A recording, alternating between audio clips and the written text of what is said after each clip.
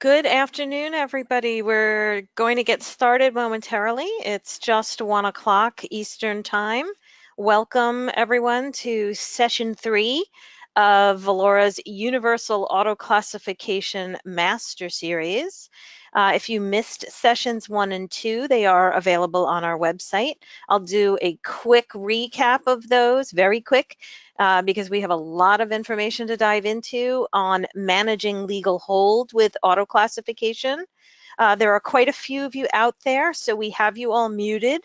We do encourage your questions. So if you have a question, please go ahead and put it in the questions area, and we will make every attempt to answer questions either during the presentation or afterwards. So let's go ahead and get started.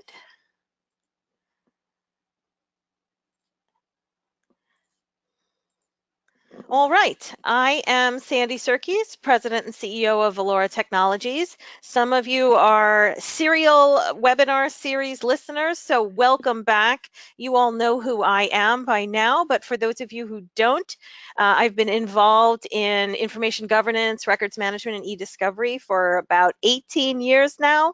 And so hopefully that qualifies me to speak a bit on some of these topics. I am delighted to tell you all that today I have a live studio audience down the hall from me here at Valora. This is a new twist. I don't know if I'll be able to hear them laughing, but I will do my best. So a shout out to the Valora conference room. By the way, if any of you are ever in the greater Boston area and you would like to participate, either as a live person, audience member or as a co-panelist, by all means, contact our marketing department. We would love to accommodate you. All right, so today we're going to be continuing our Universal Auto Classification Masterclass with a focus on legal hold. And just so everybody knows, we have a pretty broad spectrum of people who attend these webinars. They come from all walks of legal and litigation, records management, information governance, information security, consulting, IT, sometimes finance. It's often a wide swath. So what we try to do is start at the beginning, but move through quickly into some pretty advanced topics. So today we're going to talk about legal hold as part of the larger ECM and information governance picture, because legal hold does not exist in a vacuum, and it's not always necessarily a determinant of certain e-discovery to follow. So legal hold is really its own identity, and we're going to cover that in great detail. We're also going to look at what is considered kind of state-of-the-art legal hold practice, and with kind of a critical eye towards defensibility. For anyone not familiar with some of the FRCP changes, I suggest you look into those, and we have some resources at the end of this webinar to direct you there. We're going to talk about what some of the current pitfalls and challenges are, what causes problems in legal hold, and how some of the new technologies, yes, auto classification, can really help with some of those. We're also going to have a bit of a focus on custodians, since custodians are today the absolute backbone of legal hold, and we're going to be putting forth a pretty disruptive approach for managing legal hold beyond custodians. And I'm sure you'll all have lots to say on that. And we're also going to talk about a case study with one of Valora's clients that has successfully managed their legal hold and continues to manage their legal hold needs using auto classification. So we have a lot to cover today. I'm going to kind of talk quickly, but I do encourage your questions. Go for it. For those of you who are tracking, we are now on session 3.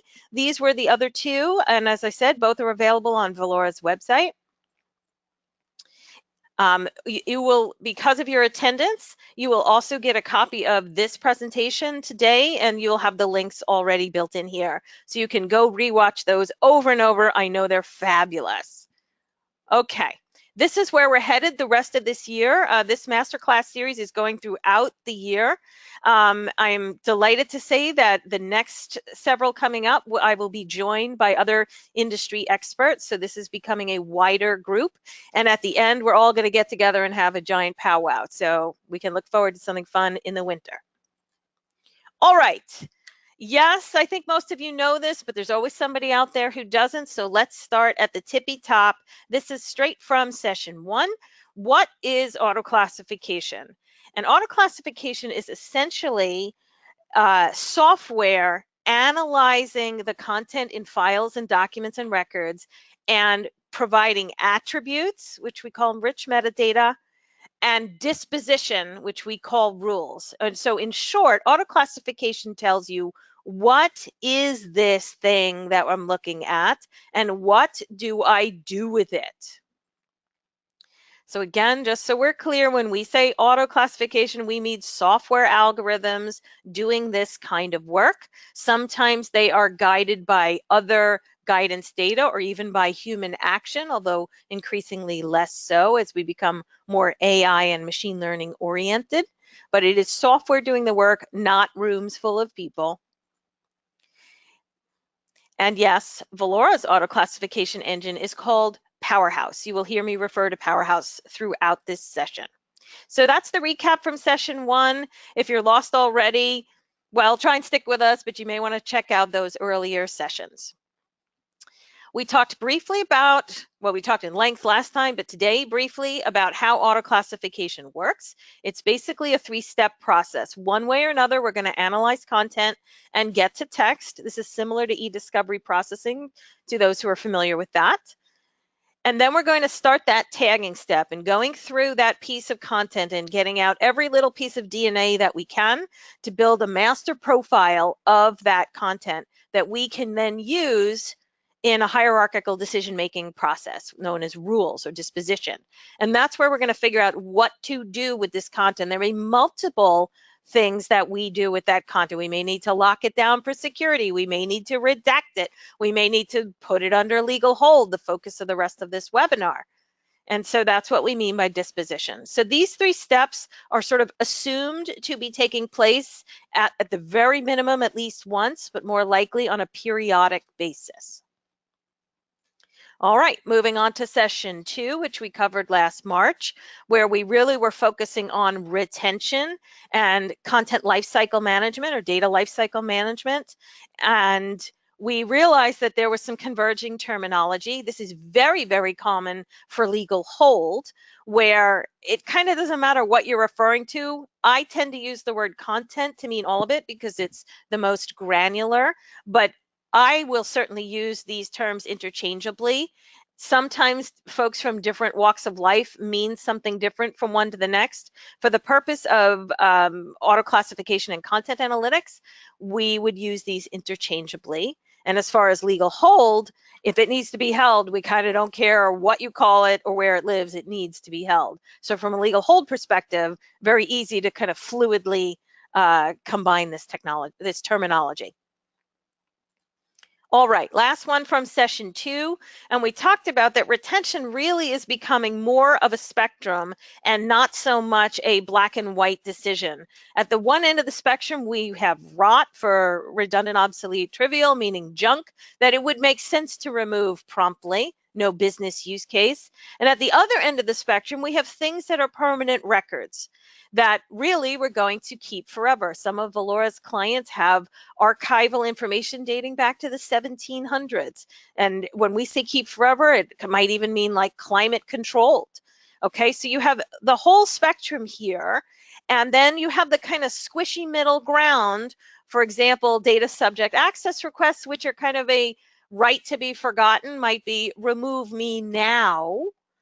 And at the other end, we have a legal hold, which is retain me now, which is a usually limited duration, let's hope, although we're going to talk about that. And then we have the active files. They're active and they need assessment. So this was the focus of the last webinar. We really dove into retention and what's happening with retention and how auto classification is kind of a godsend for that. So if you missed that one, check out the link. Now we're going to focus in this little piece with legal hold, because ultimately legal hold is just a more severe form of retention. Retention being driven usually by records or compliance and focused around content types and the duration for which they must be kept, and then the appropriate disposition when it's time for them to go.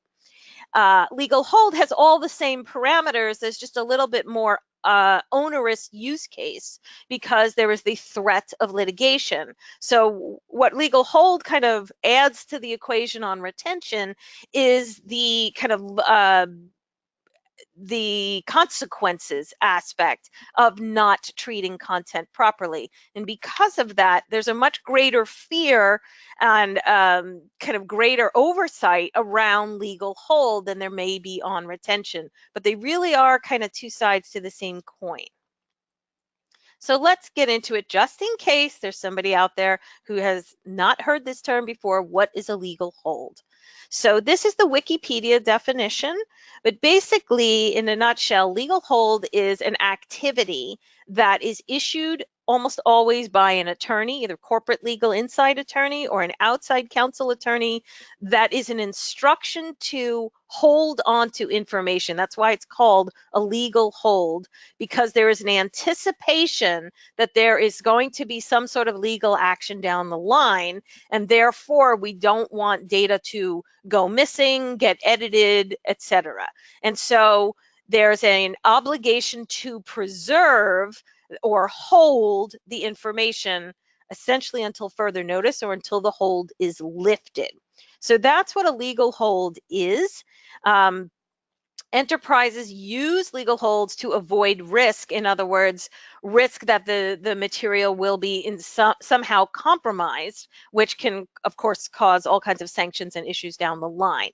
So legal hold is a kind of preventative measure that's issued right up front, even really before a litigation matter technically starts. It's anticipation of one. So I will share with you all that in preparation for this webinar, I spoke with a number of Valora clients, other industry experts, to get everybody's view of legal hold. And one thing that was, I'm going to share with you what was kind of common across them and what was really different across them. And one of the things that was common is that legal hold isn't just a preservation order, but it's kind of a moment to start thinking strategically about the content, the custodians, the strategy, and what might be involved for the down the line legal work. So it's a kind of find religion sort of moment for an organization when it's time to issue that legal hold. It's the kind of a go moment to really get the collective arms around the topic area, the people, and what strategies for managing content are going to be. So it's a logical, obvious point to focus in for information governance. If you're wondering where did this all start, what's with the legal hold, where did it come from? It began from the 2006 rule changes where e-discovery was kind of defined for the first time. And what it really meant was that we would treat electronic material, email, files, things that were sort of born electronically or became electronic, let's say through scanning, that we would treat that material with certain kinds of preservation and obligations, even though it was electronic, because up until that point, all the laws had been kind of written around paper materials. So adding electronic into the mix was really kind of a huge game changer. All right. So let's get into what's typical. Okay, we understand conceptually what a legal hold is. Are there generally accepted principles and practices out there kind of across a large swath of organizations? And the answer on the one hand is yes, to a point, but there's quite a surprising amount of variability. If you want to go do the reading, this was the first time that the phrase litigation hold was used by this case, which you guys have probably all heard of before. You can go check that out if you want. All right. So ultimately, there is not a lot of consensus around legal hold practice. Yes, everybody has an attorney issue the notice. So employees who are affected, they are generally considered custodians of the information that they have available. We'll come back to the notion of custodian in a minute. But basically, custodians and others receive a legal hold notice, can be an email, could be a memo, that says to them, attention person, you are now under legal hold. At that point, that's about the similarity point. Nearly every organization has some form of that and some form of the employee answering back. Yes, I received this. Yes, I read it. I signed my name. I watched the video. Whatever it is that they do to prove that an employee has been properly notified. After that point, practice changes considerably. And it seems to be related to what the organization is sort of like. Do they have few litigation matters or many or constant litigation? For many large organizations, litigation is a constant way of life. Pharmaceutical, oil and energy, financial services, consumer products, you folks are in constant litigation. And so how you handle legal hold, which is a routine matter, is very different for the organization where that's a one-off type of event. A big factor in different practice is the employee picture. So total volume, what I mean is how many employees, very different legal hold business practice for organizations of, let's say, under 250 employees and over. For smaller organizations, it's usually just kind of managed casually via email or maybe with an Excel spreadsheet.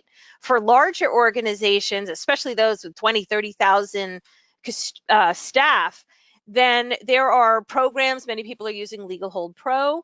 Again, just to manage the highest level of legal hold, which is to say, yes, a legal hold is enforced for XYZ matter and PDQ custodians. That is what we mean when we say managing legal hold.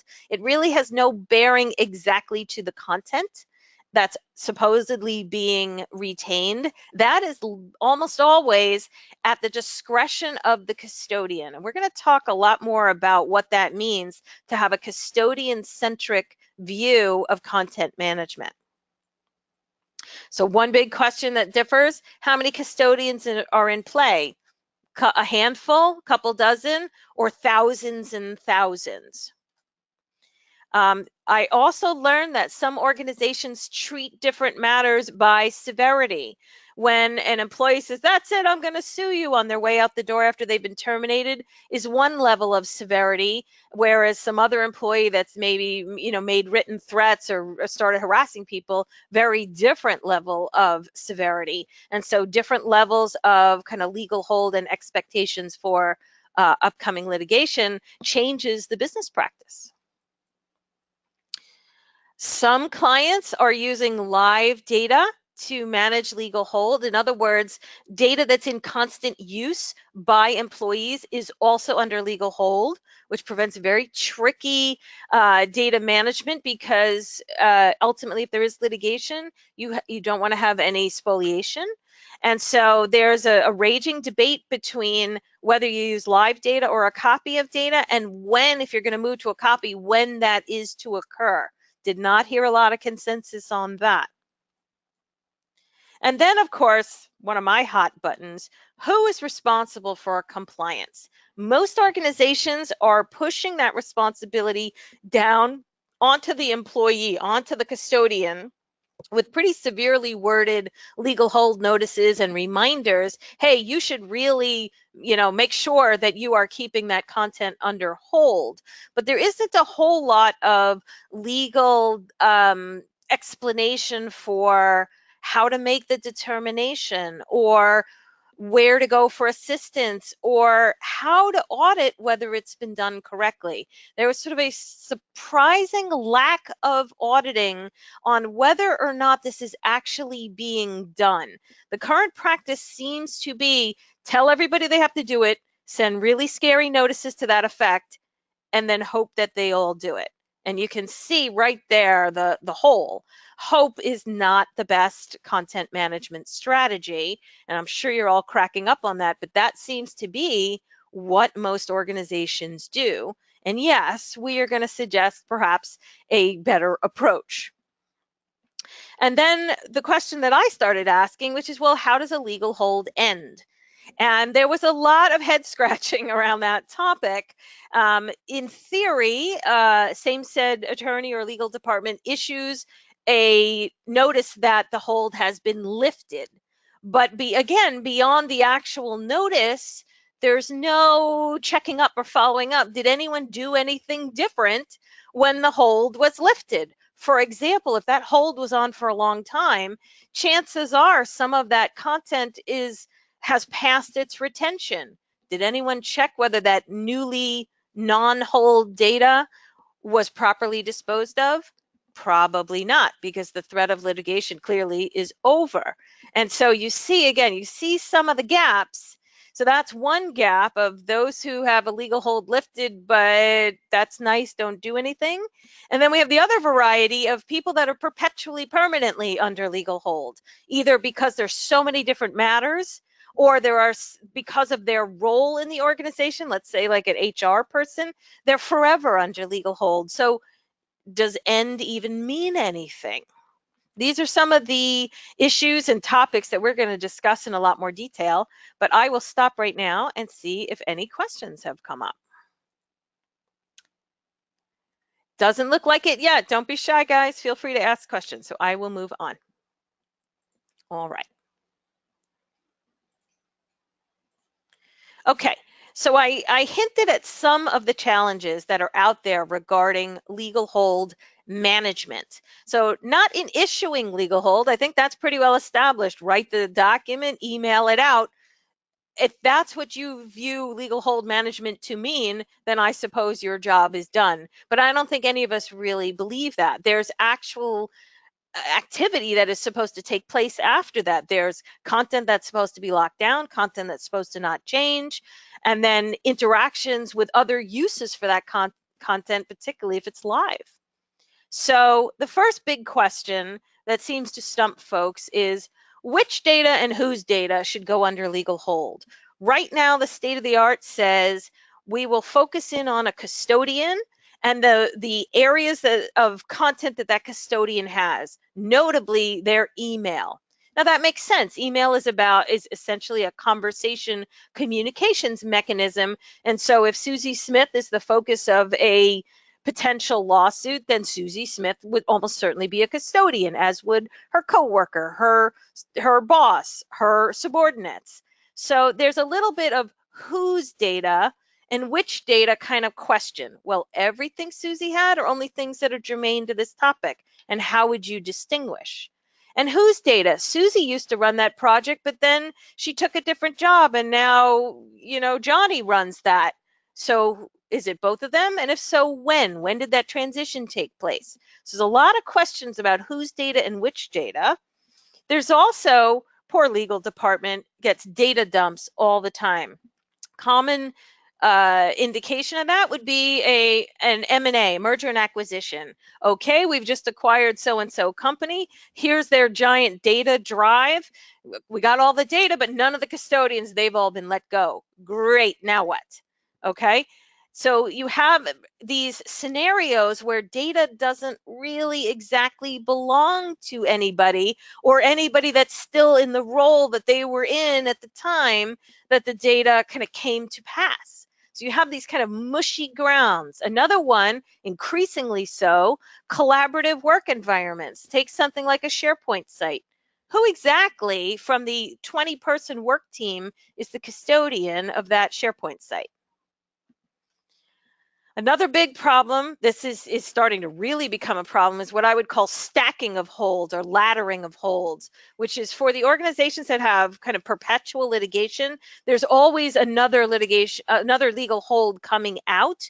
And so the fact that some other ones were lifted doesn't seem to have an effect. There's sort of a constant rotating musical chairs of legal hold, the effect of which is never letting any content go ever for fear of mixing up one legal hold or another. And so just leaving everything permanently, whether it's germane or not.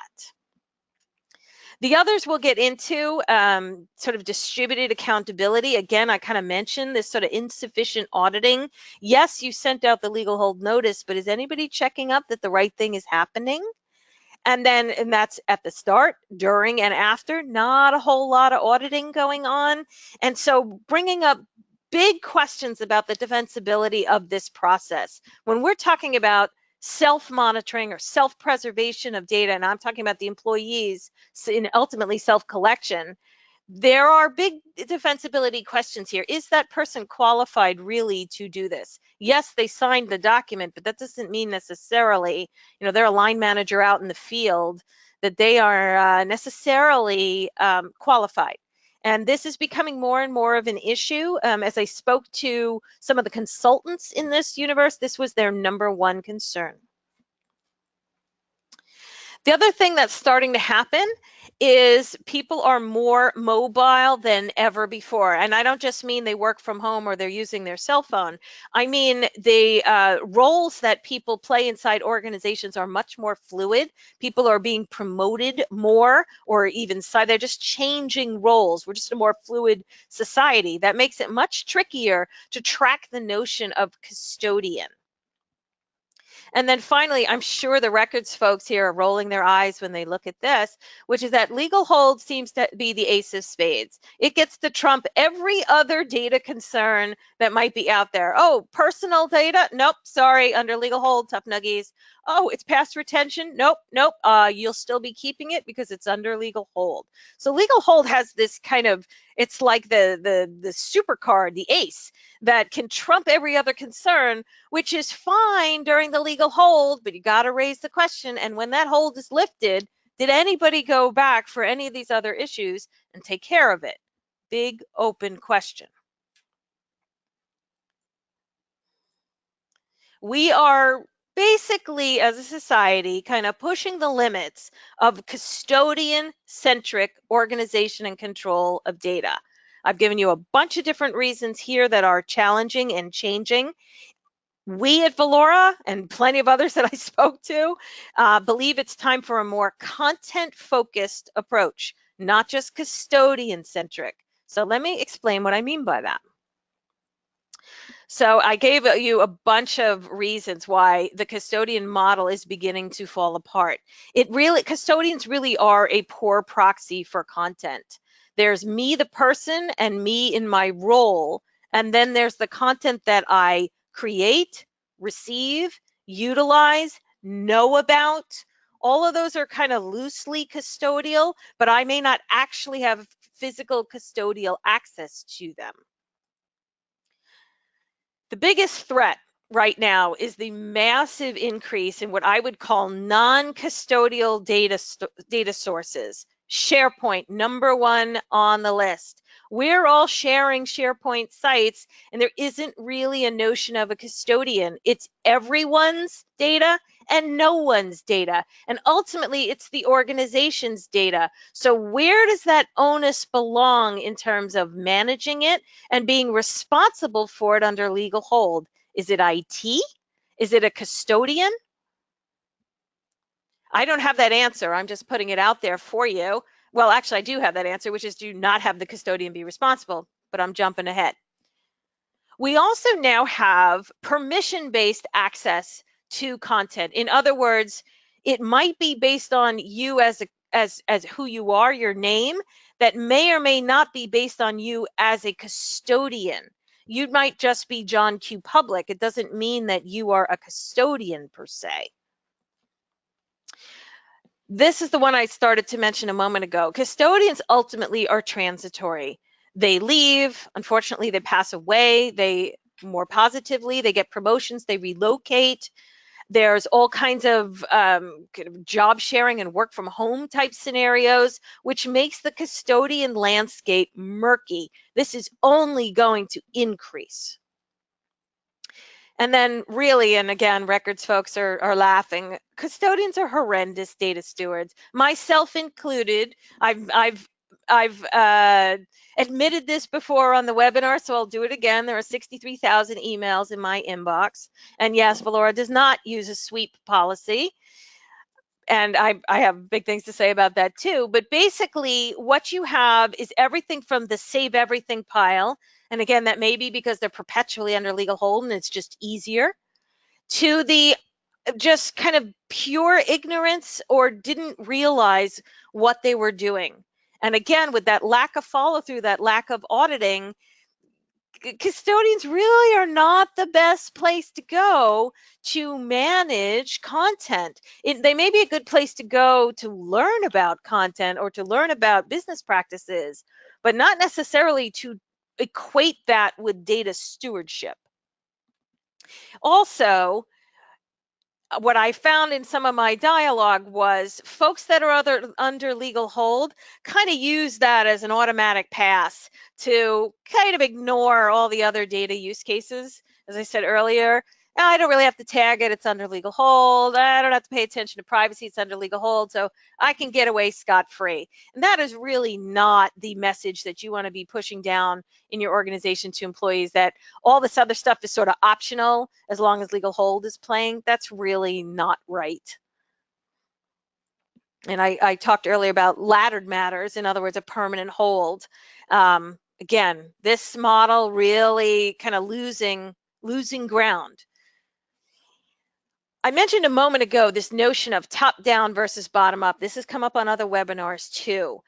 Most organizations, as I said, are treating legal hold as a top down approach. Somebody high up in legal sends out the notice and essentially shoves it onto the employees in question. And so that technique would be top down. You determine your custodians, you push down the obligation to hold, and you hope that everything goes right, apparently. So the onus note is on the department or the employee, and the effective result of this is that everyone is terrified and saves everything forever. Not a good strategy. The alternative approach is bottom up, which is to actually understand the content that we have in our organizations and to use that to make strategic decisions on everything, including legal hold. So have a reasons for keeping content. It's topic oriented. Custodian might be one of the reasons. We'll get to that in a second, but not the only reason. Custodian is one of many what we call data facets used to determine legal hold. And the onus here kind of goes back to where it belongs, which is on a centralized information governance or legal team, as opposed to on the employee who's fairly ill-equipped to handle that burden. So the effective result here is an intelligent hold as opposed to a permanent one. I'll stop there and see if there are any questions, because I know that's a pretty aggressive approach. Let's see. You guys are quiet today. What, is Randy not here today? All right, I will power forward. Okay. So if you don't want to continue forever on a custodian only approach, what do we recommend as a content approach? So here's the evolution from custodian-based legal hold to content-based legal hold. So this is the custodian technique. It's oriented around people, and it's basically oriented around who knew what when, who is responsible, who can tell me how to think about this matter, where to find some data. The content focus is around the content itself. What does the data say? What does the file say? What are the topics? Who's in discussion in the document? And it's oriented around what. What does the data tell us? What are the issues? So you have who, which is where we are now, and really who is a proxy for what. Really what we were getting at is what. And so this orienting around content incorporates who as just another data facet. So custodian is one facet among many. What do you mean, Sandy? How custodian is the facet, isn't it? Well, it's one of ultimately hundreds. Those of you who've been to some of these webinars before or have heard me speak at some industry events will recognize the balloons picture. All of these are data facets or tags or auto classification or metadata. Use whatever term you like. All of these are easily knowable about any piece of content, including, yes, it's been here the whole time, folks, custodian. Custodian should not be the be-all, end-all and ignore everything else that is really easy to be known. It should be one piece in a multifaceted puzzle. And so we put forth a better way to manage legal hold using auto classification. So we're going to divide this down between before, during, and after legal hold. So before the next legal hold starts, if you have that luxury, some of you don't, we strongly recommend you baseline tag your enterprise content. In other words, figure out what you have. What is this stuff? Understand the document type, who the key players are, yes, custodian, maybe some retention dates and disposition handling so that you can take care of them before the legal hold comes or maybe after, but so that this doesn't get lost in the wash. You might as well start with your priority repositories. You know where the biggest, most rich content lives, that when the legal hold day comes is the first place you're going to look. Email and file shares and personal drives. So start there with your auto classification effort. And of course, if you have priority custodians, highly recommend HR and executive. If you're a technically oriented company, you know that that's going to be part of your IP. So these are the priority custodians if you want to think about it that way. So that's what to do before the next legal hold is issued. Now, when one comes, you will be in a much better position to use those tags and rules to go ahead and set up and enforce that legal hold. Now, I don't mean set up like keep track, like, oh, there's a legal hold. I mean actually keeping track of the content under legal hold, which right now is this big, ugly, unaudited black hole. What auto classification does for you, not only does it tell you what everything is, it also tells you where it is and what kind of holds it's under. So you would literally be putting content under hold, not custodians under hold. They may also, but you're putting their content under hold so that you can be selective about what's under hold and what's not. I'll show you an example in a moment of what's wrong with just saying Susie's email is under hold. What you really want is Susie's germane email is under hold. This lets you do that. And then finally, when the legal hold is lifted, actually do the right thing, which is to put those rules and dispositions in place so that after the legal hold, anything that's beyond retention is defensibly deleted. Anything that needs to be locked down for data privacy, it's actually done. And that the house gets cleaned up after the hold is over. So this is our recommendation for how to manage legal hold properly and use auto classification to do so. Here's what that looks like in real life. So here's an email. Okay, let's say in the old world, we would say, John, we think that you might be a pertinent custodian. Lock down everything you have. Okay, this is a pretty good email to lock down, right? It talks about a proposal. Presumably, John is a custodian because he's somehow connected to this proposal, and because this proposal or whatever's being discussed in the potential litigation matter is related to this. All would be great and fine in the existing world. In an auto classification world, the tagging step goes on. All this information is ascertained and stored, and so it can be used to assess yes, no for legal hold. And if you really want to get fancy, to what degree? Probably if it's any degree, you want it under legal hold, but there are times where you might want to set a threshold for those clients who are taking into account the severity or the likelihood of that ultimate litigation. You might want to play with that setting. At what level of confidence do you want to lock something under legal hold? It may not necessarily just be 1% confidence. It might be 25, it might be 50.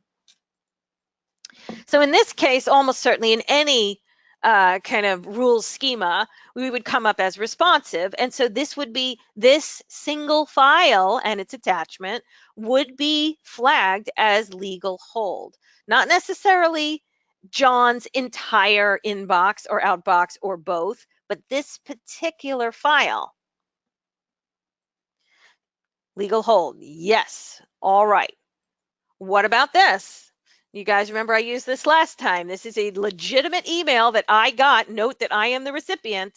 And through 97 layers of firewall and spam that we have here at Valora, still this got through to me. Clearly, it still pisses me off. And so this is not a good thing to keep on legal hold, but most organizations today, if S. Serkis is a custodian, this document would be kept under legal hold for God knows how long, however long that hold lasts, even though there's no chance that it is germane to anything. It's spam that got through, and it's being kept and paid for and stored and searched, and probably at some point paid to be culled out of a litigation doc review workflow. Okay, just think of the expense of that, when it could be known right away that that's a garbage author. Local Deals is not an author.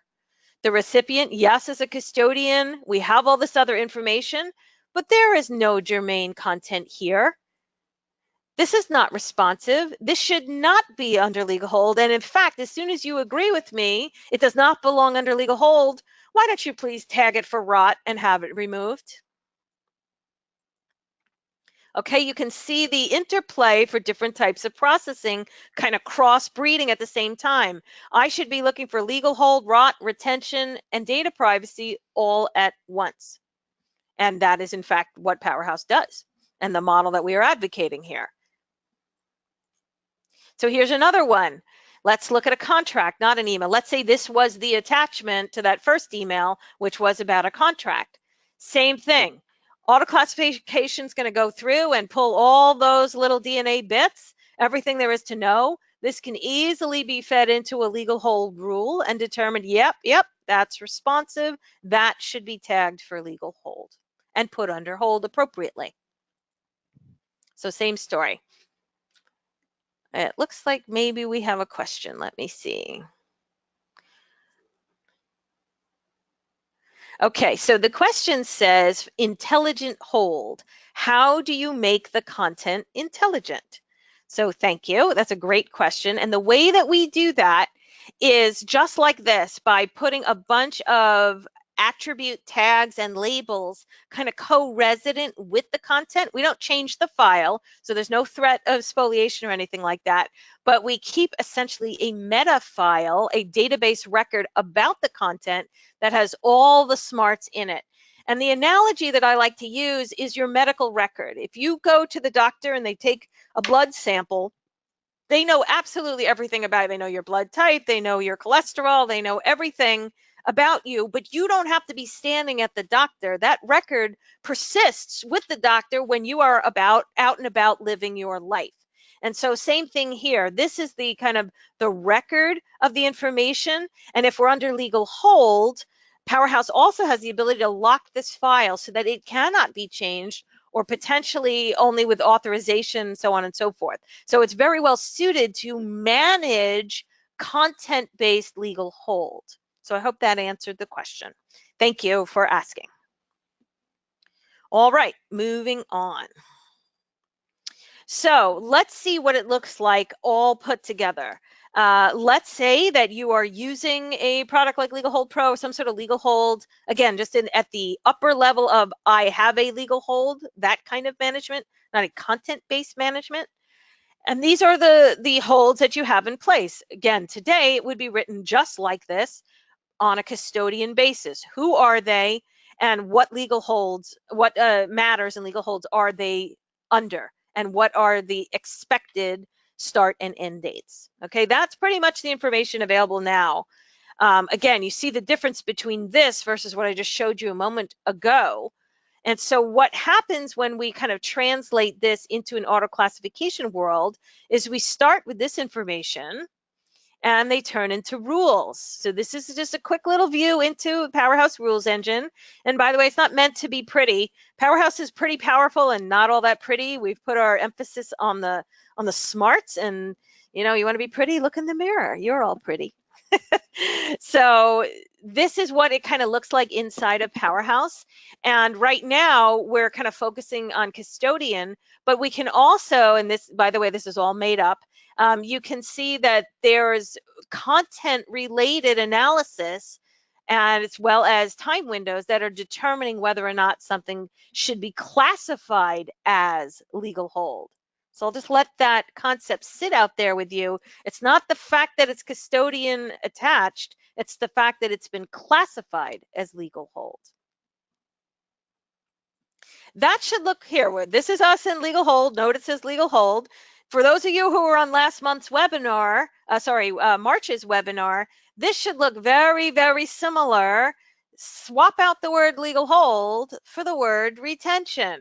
This was us talking about a retention policy, very common looking retention policy based on the document type or the record type and a period of time which we're going to keep them and a set of rules to manage them.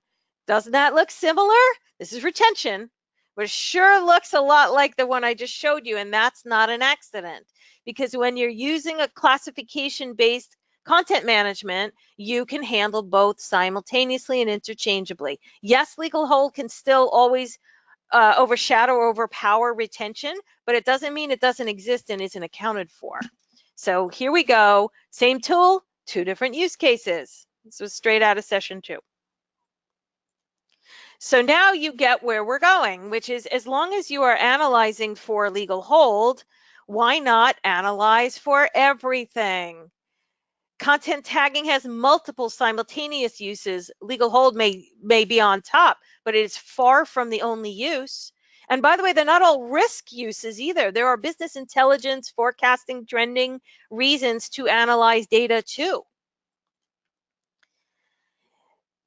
Doing everything is short change for the processing power and allows you to share the costs and the return on investment with other departments. This is why finance enters the picture. This is where business line units enter the picture, or other compliance groups that aren't necessarily quite so tied to a legal hold, but have a vested interest in having that data under management. And then finally, legal hold, because it is so oriented around the passage of time, it's very, very well suited for an evergreen perpetual analysis, also known as data under management. There are a lot of aspects about legal hold that make it kind of just dead center bullseye for a first use case for auto classification. So for those of you out there, and I hear this a lot, you're looking for what's the on-ramp.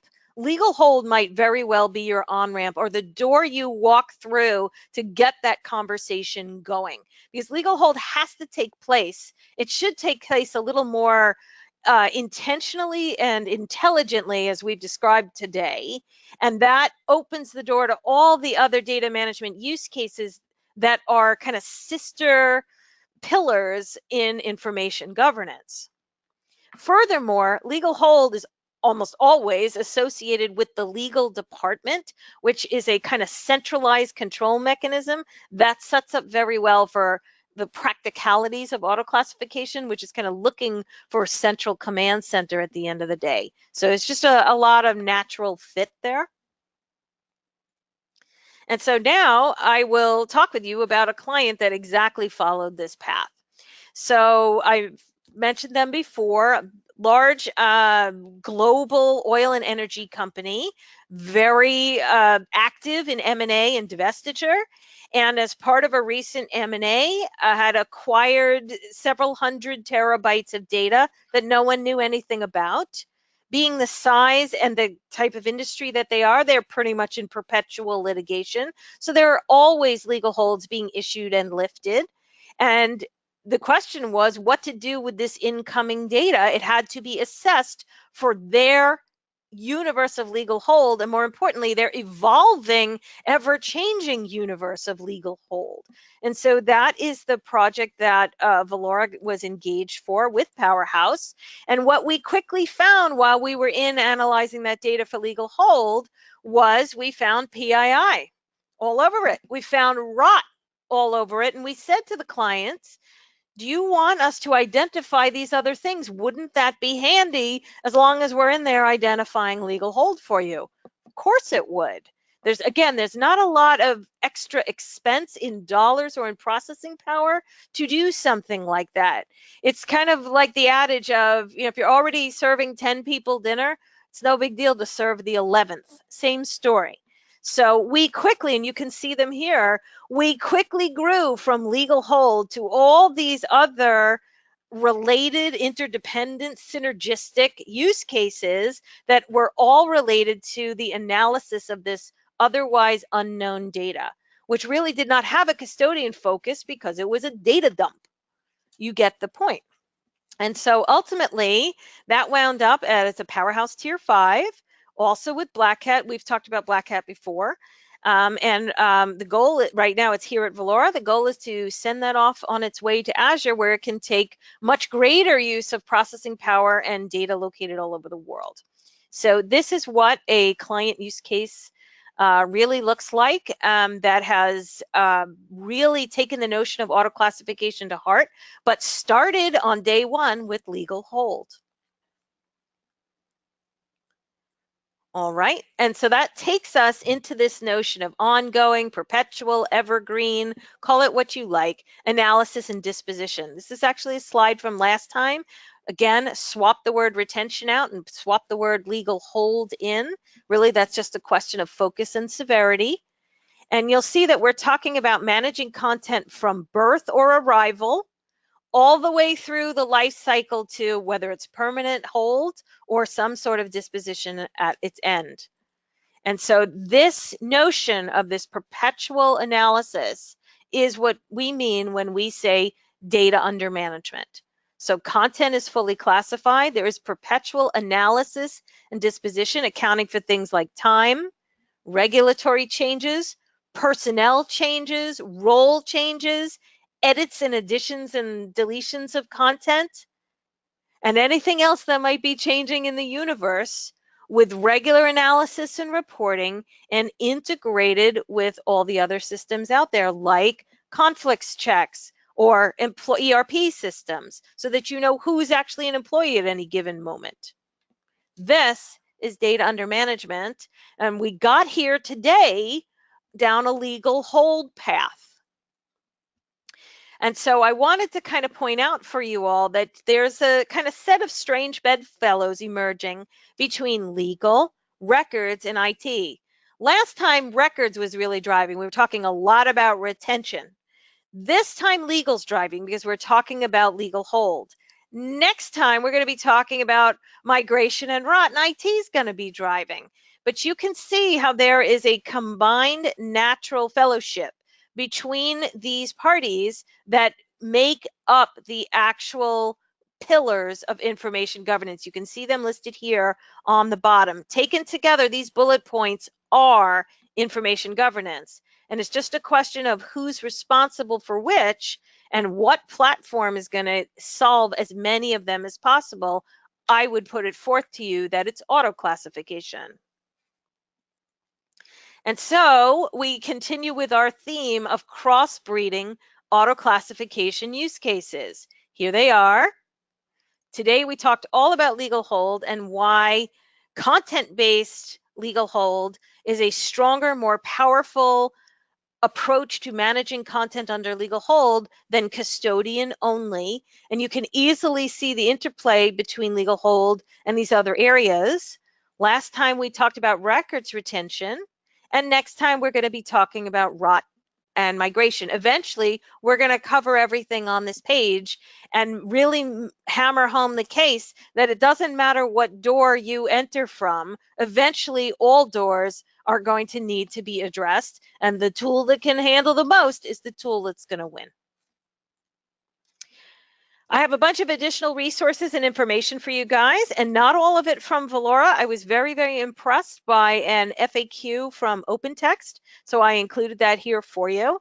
Again, those of you who are on the webinar today will get this as a handout, and these links will be live for you. So I strongly encourage you to check them out. As I said, if you've missed the earlier parts of our webinar series, you can get to them here. And if you missed last year's where we introduced auto classification, what we call Auto Classification 101, Julie Colgan and I did a 5-part web series on that. Definitely recommend that. And we are always available to you. If you have questions, please reach out to us here at Valora. Next session is in July with Nick Inglis, who lots of you know from his days at InfoGovCon and the Info Coalition, now merged with ARMA.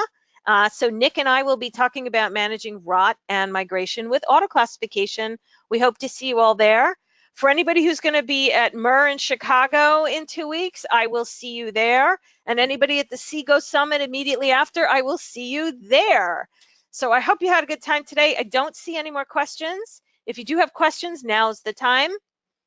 Otherwise, thank you all very much for participating. It's been a pleasure.